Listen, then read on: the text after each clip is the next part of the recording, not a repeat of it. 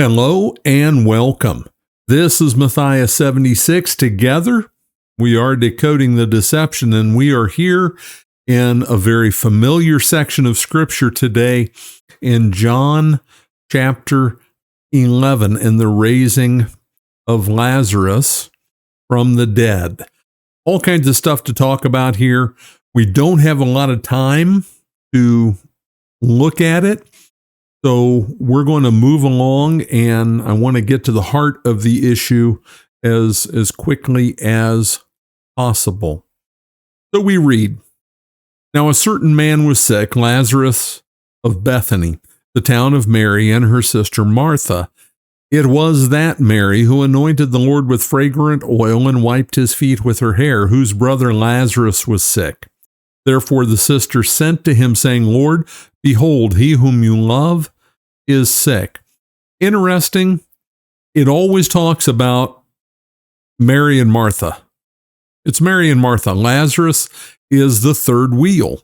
It's just the way he's the one who gets raised from the dead. But if you think about it, in the Gospel of Luke, when Jesus goes to their home and they're busy, it's about Mary and Martha.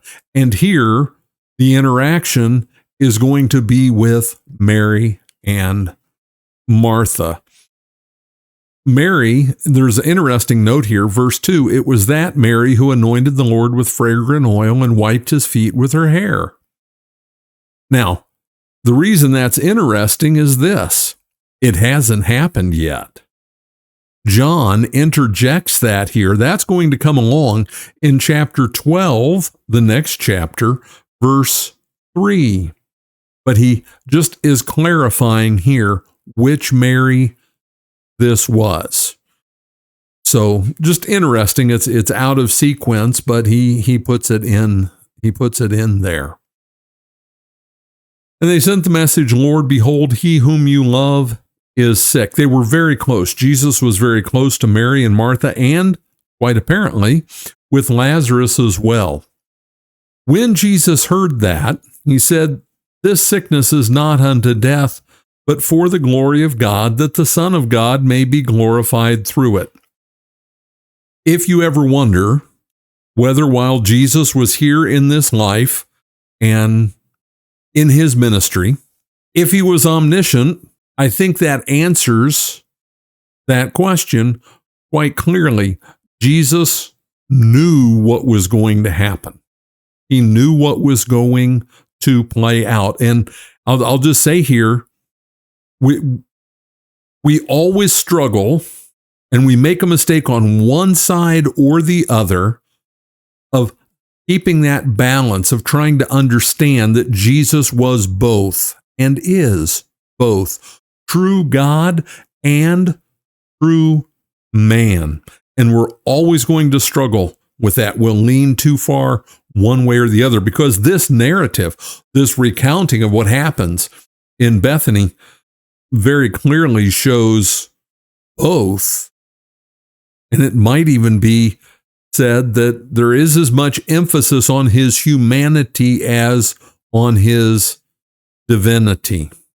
Now, Jesus loved Martha and her sister and Lazarus. Says it repeatedly, how much he cared for them. They were very dear to him, as was the author of this gospel, John. He is the disciple whom Jesus loved. So when he heard that he was sick, he stayed 2 more days in the place where he was. Then after this, he said to the disciples, "Let us go to Judea again." And he had retreated from, he had withdrawn is a better term. He had withdrawn from Judea. And what's Judea? It might be in our minds that all of it's Judea, but it's not. He had been up over here where John baptized on the other side of the Jordan. And now he's come back down, and we'll zoom in here. This is Bethany. It's 2 miles away from Jerusalem, but he's heading back. When he comes back to Judea. This region is Judea. Interestingly, there's Qumran, like the caves and all the things that have been documents discovered there. Galilee is up here. He's heading back to Judea, and that is significant, and his disciples know full well. He says, let us go to Judea again. You know, I didn't do justice to verse 4, so let's go back before I scroll farther down. Because we started talking about the divinity and the humanity of Christ. Jesus knew he was going to die, but he knew that his death wasn't going to be final. This was about glorifying Jesus, the Son of God, being glorified. And this is going to come up again and again. This is going to be such a big deal that the Jews even think about killing Lazarus as well. Okay? This is about his glory. Because let's be honest, even if Lazarus stayed in the grave, even if he's fine. He's fine. This is about Jesus showing his power. And to do that, he has to go back to Judea. And he had retreated up there, withdrawn up there because of all of the opposition that fills the 5 chapters that precede this. But now he's saying, we're going to head back. And the disciples go, whoa, wait a minute. The disciples said to him, Rabbi, lately the Jews sought to stone you. And are you going there again? They're really thrown that he's heading back to Judea. And we always need to remember that we read the text and we know everything. Many of you have known it since you were little children in Sunday school. You know how it plays out. You know the end. They did not. They didn't know Jesus was going to be crucified. They didn't know that that was the plan.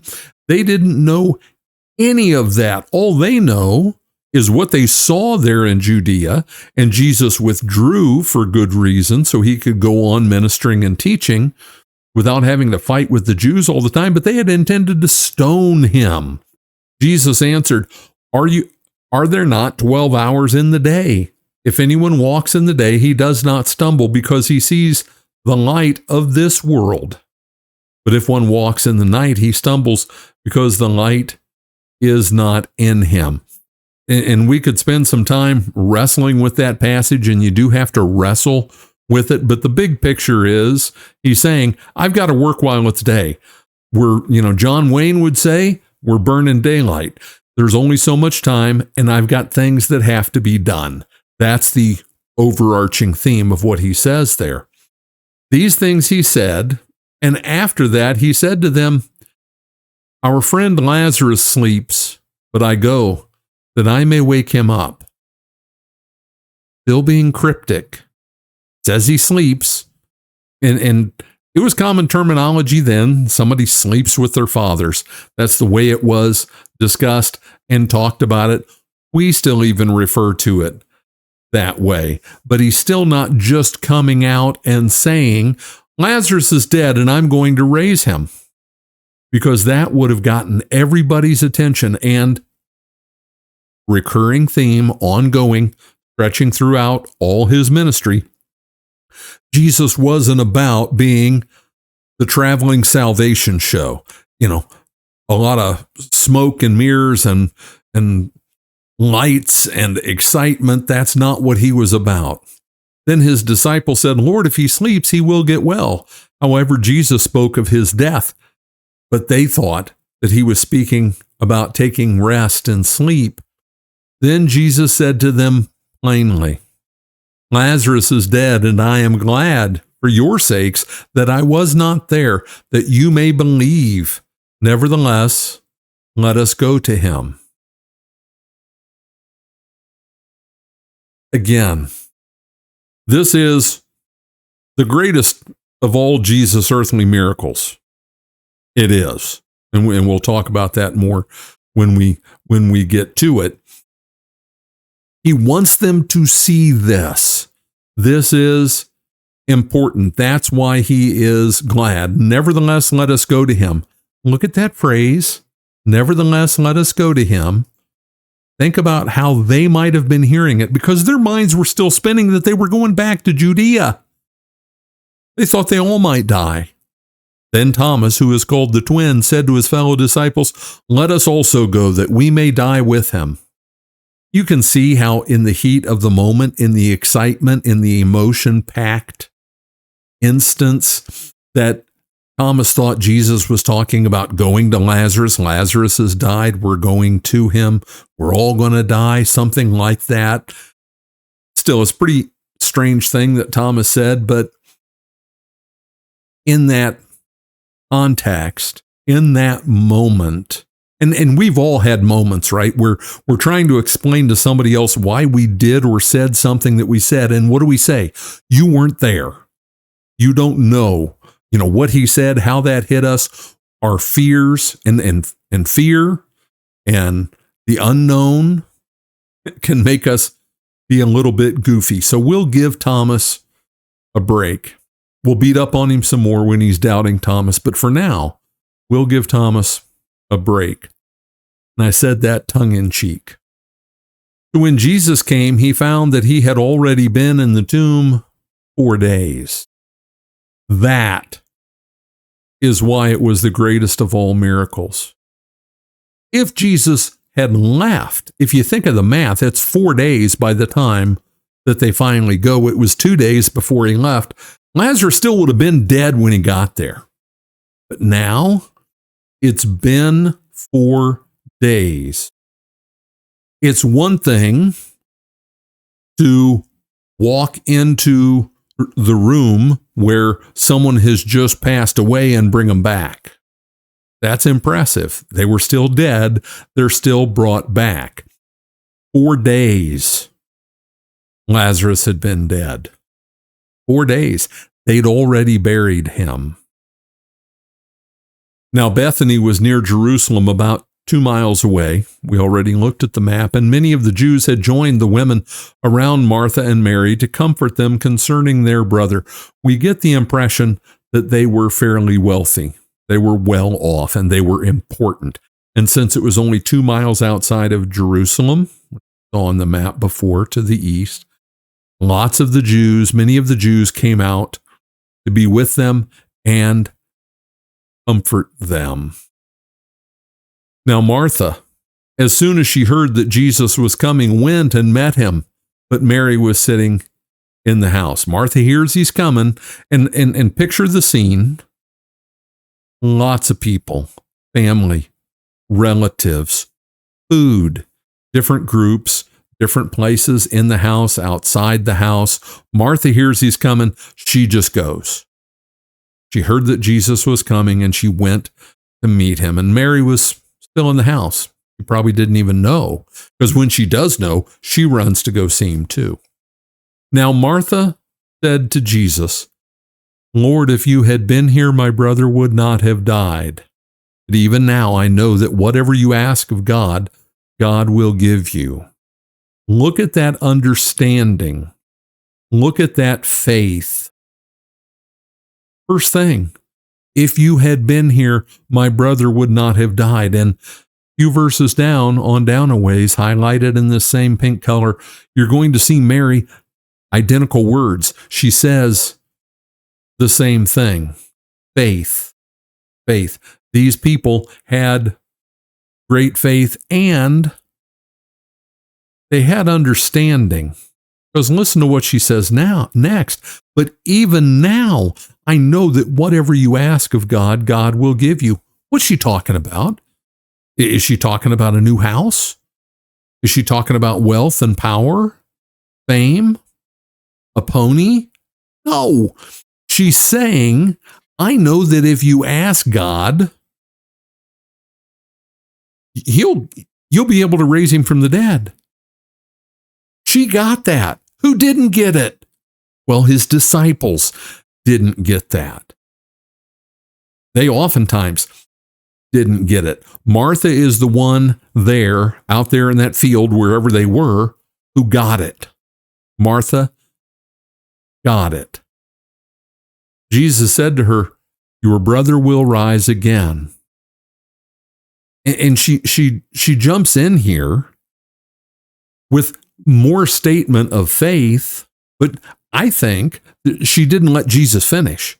Your brother will rise again. Martha said to him, I know that he will rise again in the resurrection at the last day. Question. And this is a very good question, one that we do not in the church today rightly consider. What did Old Testament Jews, and these were Old Testament Jews, we can call them Second Temple period Jews, which they are, Second Temple, built with Ezra and Nehemiah, those guys, when people came back from Babylon. That Second Temple period basically runs the 500 years or so between that time the temple's rebuilt and when the temple gets torn down in 70 AD. Second Temple Jews, Second Temple period Jews. The prophets were done. There was Malachi had done his thing and there was no more. What did these people believe about the resurrection? What was their faith? And we think that it was pretty much like ours and they were just waiting for Jesus and that's it. No, it wasn't that clear. It wasn't that clear. In the Old Testament, they knew that they were waiting for the resurrection. And we'll look at passages where the Lord made them that clear to them. It was revealed to them progressively over time. But when you look at the New Old Testament and prophecy, because that's what we're thinking about, is prophecy in the Old Testament, you look at it and you see the completed puzzle. You see this picture from Isaiah 7:14 and this picture from whatever other passage you want to pick, Psalm 110, Psalm 2, on and on and on we can go. And all these different pieces of the puzzle, the mosaic of the messianic prophecies, and we put them all together and we think that everybody then saw it the same way, and they didn't. And the writings of the intertestamental period, the Second Temple period, make that abundantly clear. Their understanding of what was going on was developing, and there were divergent views on it. But here, Martha makes it clear that faithful Jews understood that there was a resurrection. And just a couple of the passages, and they're lengthy, so I'm not going to go over them at length. But Ezekiel 37, what were those dry bones about? They were about the restoration, not only of Israel, but the resurrection. It was about all of that. Go read Ezekiel 37, long chapter. There's more to it than the Sunday school stuff. And we can look at Daniel. We'll jump to that one, Daniel 12, where there in that final chapter of Daniel, it says, and many of those who sleep in the dust of the earth shall awake, some to everlasting life, some to shame and everlasting contempt. Martha knew about the resurrection of the dead. She knew that it was coming, but she's saying to Jesus, I'm not talking about that, because what Jesus said, your brother will rise again. That was their hope. That was their hope. But she wants something now. Jesus said to her, and this is, you want a passage if you haven't committed it to memory, either in spirit or verbatim, this is one to commit to memory. Jesus said to her, I am the resurrection and the life. He who believes in me, though he may die, he shall live. And whoever lives and believes in me shall never die. Do you believe this? And we could talk about, and you can see I've got notes here, different places throughout John. I'll pop them on the screen. So if you want to pause and go look at them, John 5:21, 6:39, 40, 44, what Jesus says at the beginning of the book of Revelation. I am he who lives and was dead, and behold, I am alive forevermore. Amen. I have the keys of Hades and death.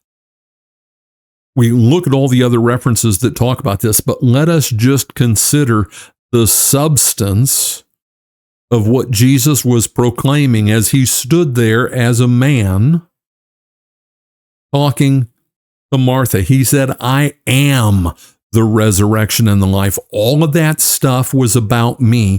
All of that stuff is fulfilled in me. And don't forget, Jesus knew full well where he was. He knew where he was going. This was very close to the time of his betrayal and crucifixion, death, and resurrection.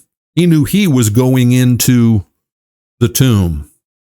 He knew all of this, and he understood, and he was proclaiming to her what it meant and what it means to us. I am the resurrection and the life, the greatest, if you want, in a sense, of all the I am statements. I probably also said that about John 8:58, where Abraham was I am, but it took I am to be the one who could be the resurrection and the life. He who, listen to what it says, think it through, the logical progression. He who believes in me, faith. And that's what those passages that if you go look at, talks about believing in him. He who believes in me, though he may die, he shall live. You die, you're going to live. So the way to look at that with Lazarus there in the tomb, he's dead, but he's going to live. And that was all through him. Jesus was the hope of salvation that the Jews had been holding to throughout the millennia. And whoever lives and believes in me shall never die. What he is saying is this: I take death, I'm taking death and transforming it into life. Our death isn't death. It is being translated into the final form that he has for us. Jesus' death in baptism, we're told that we're baptized into Christ's death. His death, because he died, we've already died. That's what I know. That is the hope of my salvation, of your salvation. Because Jesus died, that death was my death. He took my death with him to the cross, and he died it for me. And yes, that's terrible grammar. He died my death for me.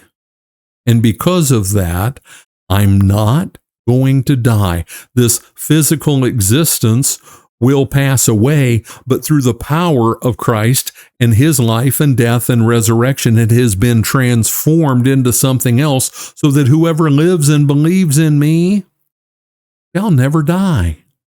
Knowing that, how can I fear death? Why would I fear death? And he asked her, do you believe this?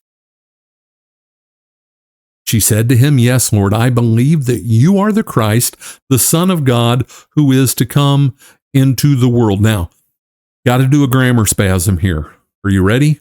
Here we go. What she says in English, and all the translations say it the same way. I'm not beating them up. It's just that I say this regularly. You lose things in translation from one language to another. You lose things. Here it says, I believe that you are the Christ, the Son of God. The verb, there's ego, like ego, me, I, ego.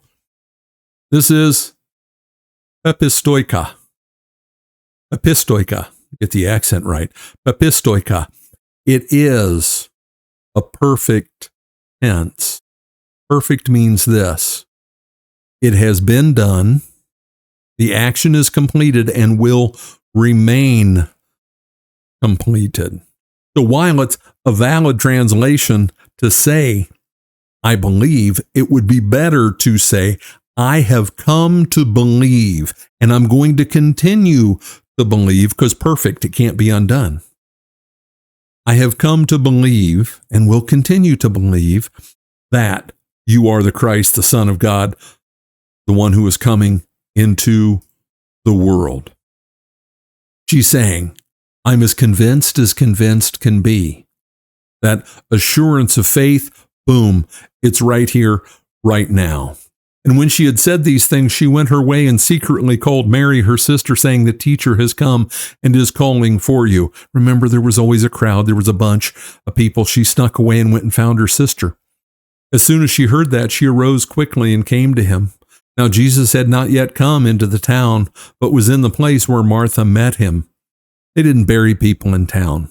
There were to be the tombs outside of town. We'll talk about why in a moment.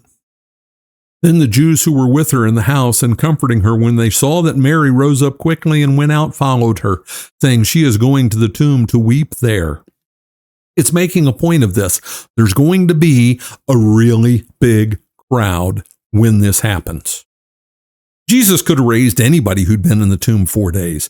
There wouldn't have been this kind of crowd. It's all intentional. Then, when Mary came where Jesus was and saw him, she fell down at his feet, saying to him, Lord, if you had been here, my brother would not have died. Just the emotion, the power of that moment. Don't just read the words. See this grieving woman who'd lost her brother. And what do we know about him? He's not an old guy. He's a younger guy. They're friends with Jesus, 30, something like that. Maybe he's the little brother. We're not told, but since it's always Mary and Martha first, kind of makes you wonder. But she comes in, she falls down at his feet in a heap. Lord, if you had been here, my brother would not have died. Verbatim what her sister said. Faith. It is an amazing thing. Faith. It is what keeps the grief and the pain and the sorrow from washing you away when you go through loss and suffering and pain. Faith. Unshakable. You may be shaking, and she was, with tears and all, sobbing, but she wasn't shaken. There's a difference. Therefore, when Jesus saw her weeping, and the Jews who came with her weeping, and I'll just stop right here and say, they grieved much better than we do. We think we're supposed to be solemn and keep it together. They knew. Bawl your eyes out, cry, weep. Don't hold it in. We hold it in and it causes all kinds of problems. Our procedures for this, our cultural mores for this are just woefully lacking. People in other cultures grieve much more efficiently than we do. It hurts. Let it out. You keep it in. It doesn't do any good. When he saw that, he groaned in the spirit and was troubled. We'll be talking about Jesus' emotional state. And he said, where have you laid him? We can think of Jesus as being the God-made man incarnate who's going to do this amazing thing. And when we think about that, we think of might and power and him on a cloud, the Son of Man coming on the clouds and all the power and all of that, and we make him less than human. We take away his humanity, and you can't do that. He groaned in the spirit and was troubled and had to gather himself to ask the words, where have you laid him? So they said, Lord, come and see. Jesus wept. It is the shortest verse in the Bible, in Greek and in English. He wept. He wept. And with this,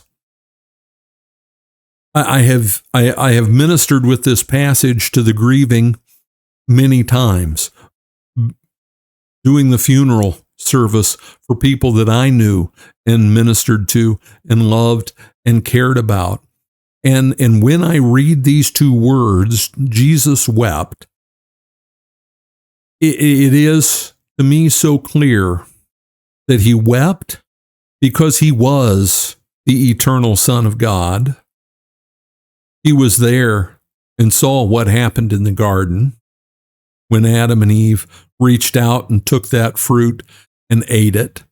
And he saw all the pain from that time until now, and he could see all the pain that was yet to come, the suffering, the sadness, the misery, the heartache. And he knew better than we ever can. He knew it didn't have to be this way. Didn't have to be. But he was also, you could say that this was a point in time when his journey to the cross really began. He also was the only one who could do anything about it. He was going to go to the cross, and he was going to offer up his life on that altar, and he was going to rise victorious over sin, over death, over hell, over pain, over suffering. He was the only one that could. But he knew the pain and the sorrow because he was a man, and he wept. Then the Jews said, "See how he loved him."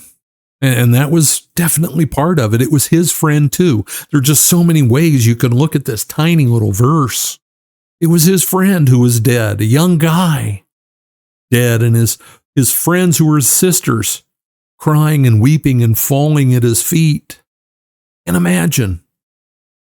And some of them said, "Could not this man who opened the eyes of the blind also kept this man from dying?" And that would have been impressive, opening the eyes of the blind. That was impressive. We're back to John 9, right? That would have been impressive. But it's going to be more impressive in that moment. Then Jesus, again groaning in himself, came to the tomb. It was a cave, and a stone lay against it. Jesus said, "Take away the stone." That's where they buried people. That's how they did it. Martha, the sister of him who was dead, said to him, "Lord, by this time there is a stench, for he has been dead 4 days." We'll talk about this when we come to Jesus' tomb.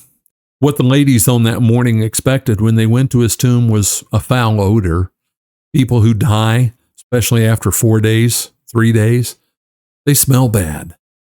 They smell bad. We sanitize death. We clean it up. The body's taken away, right? And the funeral home takes care of it, and you show up for whatever things you have, the visitation and the funeral, and the body doesn't smell. It's been preserved, all of that. Not then, and not in much of the world today. If you've been to a funeral in the third world, you know there is an odor. This was 4 days he'd been in the tomb, and no amount of spices that they buried with him could stop it. Jesus said to her, "Did I not say to you that if you would believe, you would see the glory of God?" And that's what we're going to see. That is what this is about. And I'm not going to jump back to when he was talking to her, but you can easily see that he's just pointing back to that. You would see the glory of God. What could be more glorious than God raising the dead? And as we read these words, we need to think about the day of resurrection that will come on the last day, when he will call all the dead out of their tombs, and everyone will rise.